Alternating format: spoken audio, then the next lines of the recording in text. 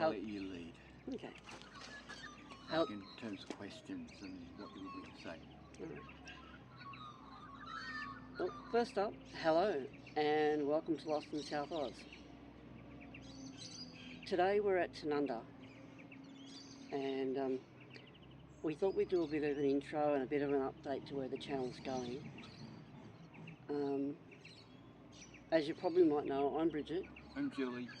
And between us we make up Lost in South Oz. Mostly I do the videoing. I do the photography. And together we do some research and we edit the videos.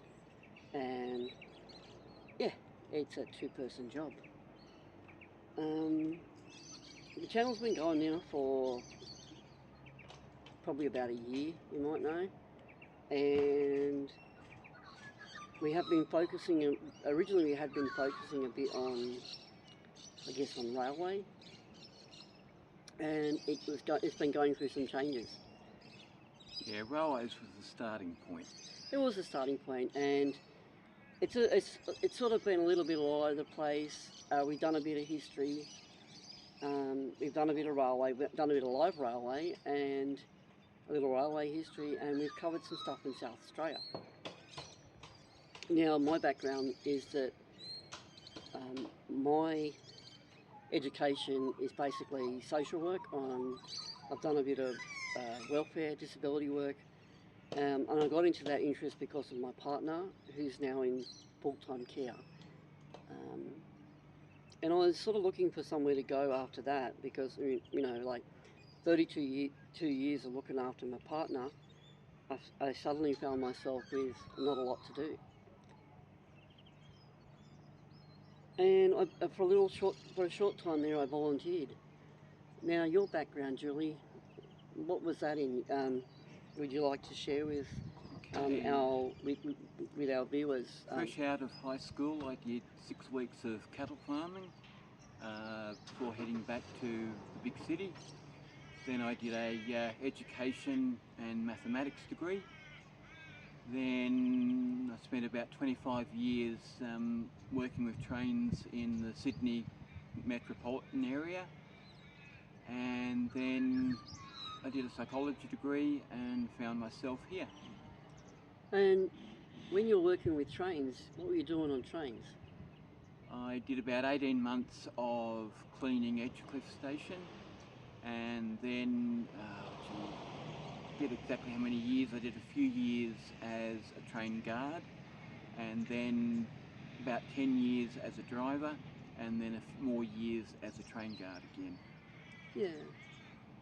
So you saw a bit of Sydney Rail, eh? Yeah, I saw a bit of Sydney Rail. Well, City Rail, wasn't it? There's not many tracks around Sydney I didn't see.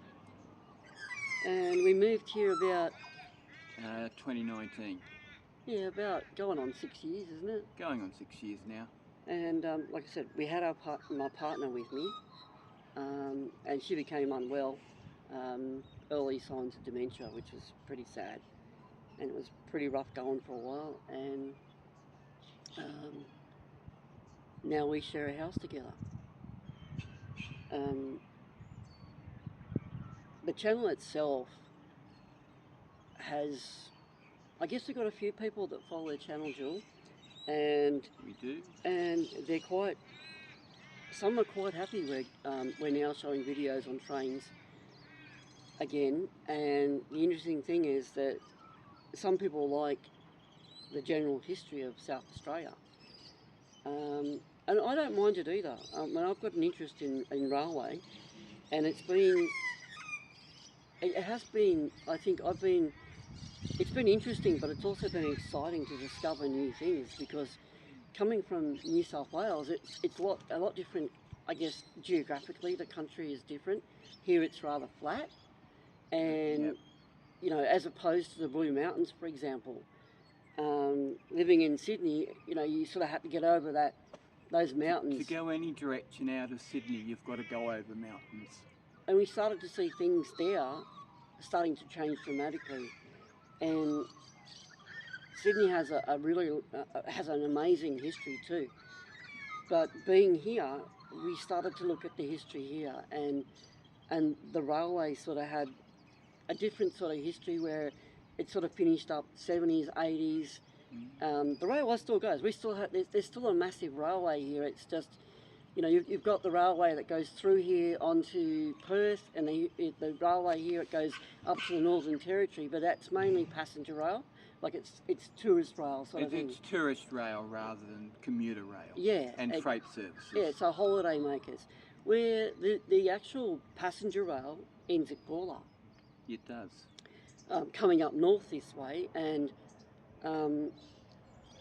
some of the, I guess you're looking at light rail, what we used to call trams in the old days, and the light rail, you know, it goes through the city itself, yep, and out to Glenelg area,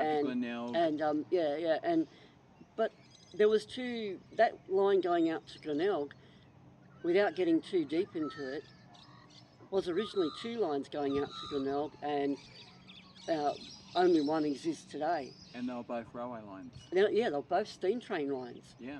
So the difference, I guess, between South Australia and New South Wales is that steam trains kept going a lot longer after the ones in New South Wales did, as a commuter rail, you know. And I guess that's... Don't quote us on that. No. I think steam finished up here around about the same time. Yeah. It's just that some of the early lines that were steam, they kind of closed down, so... Well, we're talking 69, 70? Yeah, we're talking about the same time frame. Yeah, and these lines out this way, I guess... Anyway, without getting... Yeah. I mean, because the problem I find if we start talking about rail is there's a lot of people out there, I wouldn't say fanatics, but they're very passionate about their rail, and I love yous, you know, like, I get that, and you know, we sometimes get it wrong, and, you know, all we can really say is, we're sorry, we stuffed up. And while we're going to be recording, as we've done already, recording what's there now, what we also need to do is talk about how the rail got developed to, you know, where it was in its heyday, and then also look at how rail might be part of South Australia's future. So we've got to look at new developments. Sometimes people have said things don't change here. Well, they are. I've got news for you. Things are changing. Things do change. Well, South Australia itself is going through some massive changes. There are a lot of housing development areas, and, you know, suburbs are popping up everywhere, and they're moving in every direction.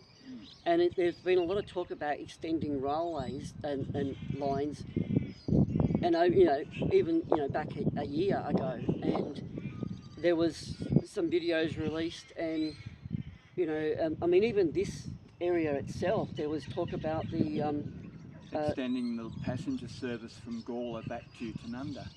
Yeah, but there was some focus on the vineyards, and, you know, we're just on our left here is Chateau Tanunda. Chateau Tanunda, and behind us there. Over that way, and over that way used to be the old turntable, and there was, you know, some talk about Chateau Tanunda getting involved with other winemakers or vineyards, and having a sort of a touristy rail where they shunted trains backwards and forwards, and that fell through, and it disappointed a lot of people.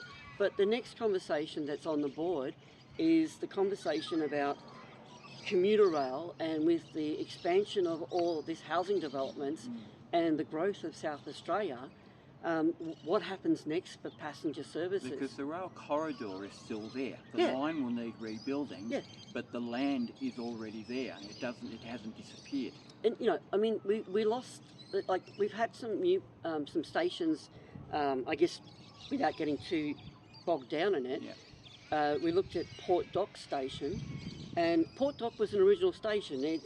It's not in its original position. Port Dock basically got knocked down, and the police station was put in its place.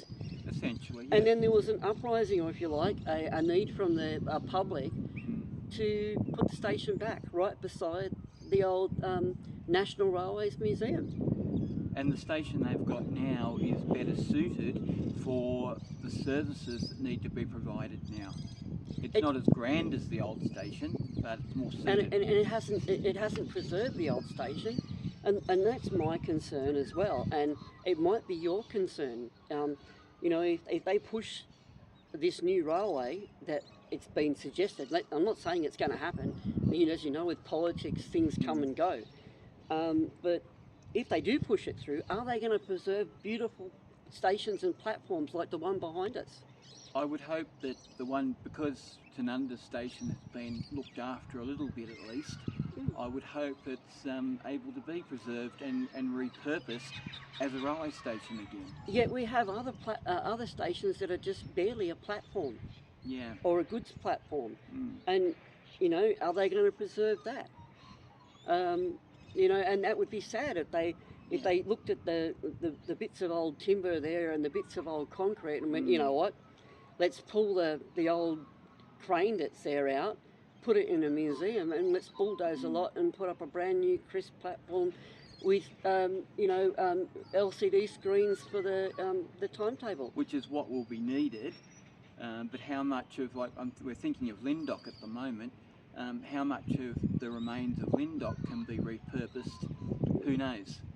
Well, and let's face it, what is there, you've been reading about where the next big city for South Australia, and we hoped and most people thought it was going to be Elizabeth, but they're talking about another Elizabeth was back in the 60s. Elizabeth's old hat now. And its history in terms of its founding. There are a lot of other channels doing history on Elizabeth, and you can find them by doing a search on YouTube. Let's not get too bogged down on that. No. The reality is, what were you reading earlier and talking about this morning about the proposed new... The area of Concordia, which is just to the east of Gawler, that's being slated for development of about 10,000 homes, around 12,000, 10,000 homes, 26,000 people. Yeah. However many people you can fit in 10,000 homes. So is that going to be the talk on the net of the next big place? Well, they're already doing the early planning. Yeah. They need to rezone. They've outlined on the map the land. You can do a Google search for Concordia and you'll find those details. But what they have to do now is rezone the land, work out what they're going to rezone to housing, rezone to open space, rezone to business. Yep. And once they've done the rezoning, they can then move forward with you know, public discussion of the details. Yep. And then ultimately on to construction. It's not going to happen overnight, but they're doing the very first steps. Okay, so anyway, that's something to think about. But we let's just slow down a bit here. And Concordia also happens to be on the old railway line to the Barossa. Oh, there at you least go. the southern edge of Concordia is. So there's room for a station there. There's room for this line to be repurposed. Yeah, so I guess my fear, and I've been saying this morning, is that if they do open up revamp a line out this way, how important it is to the South Australian people to preserve what's here now, while possibly going forward with a public passenger rail network coming up this way. And, you know, because I know history is very important to some of our viewers, and it's very important to us. It is. And preserving that. But sometimes all you can do is record what's there now before you go and basically remove it. And that's been important to us, to sort of preserve some of that history in our videos. So I guess some of the questions that might be I might be putting out there to use as our viewers, you know, would you like us to record some of this history and share some of it with you, show you what's there now? Or would you like us to continue with the general history, including railway, and showing you other things? Because South Australia has a lot to offer, but we still think that there is I think we need to sometimes show you other things that are just as interesting and are historical, and show you other events happening in South Australia. But I guess I'm asking for input from Railway you. happens in a context of the wider community. It's part of South Australia. Yeah. And it always has been. So I guess I'm asking for some input from our viewers, because I've been putting out, I guess, on our threads and on Instagram, and I've been, asking you for some input, and I don't know, I'm just asking, and I've been looking at all the stats, and the stats have been saying, oh, look, nothing ever changes in South Australia, or, yeah, great, you're getting back to railway. But we have like 390 subscribers, and so we'd like your input, and just to drop it in comments, and some positive stuff, saying, some positive feedback, saying, what you're doing is great, or we'd like to see more historical railway of South Australia, or we really do like history in general. You got anything else to add? Just on the nothing ever changes, Adelaide City in its early days was a forest of gum trees. Yeah. Where all the city buildings are now, think gum trees and mud. Lots of mud. That's what the early settlers here walked into. What's there now is completely different. Change is a part of history. Well, we're making it right now. Yeah. The history tells us how things got to be how they are now. Yeah. And the history guides the way forward. The future is built on today and the past. I'm going to put this as our intro on our Lost in South Oz's YouTube page. Yeah. And I'm going to continue to ask questions from you as our viewers and our subscribers. And I thank everyone for subscribing to our channel. The support has been amazing. But we're choosing to move forward with this channel. Yeah. And we do need input, and we do thank every last one of you for watching this video, and we thank you all for subscribing, and please do consider subscribing to this channel, because it helps us grow, and it gives us, I guess it gives us that positive feedback and the drive to keep going. So thank you so much for watching this update and this intro. I'm Bridget from Lost in South Oz. I'm Julie. Until next time, take care.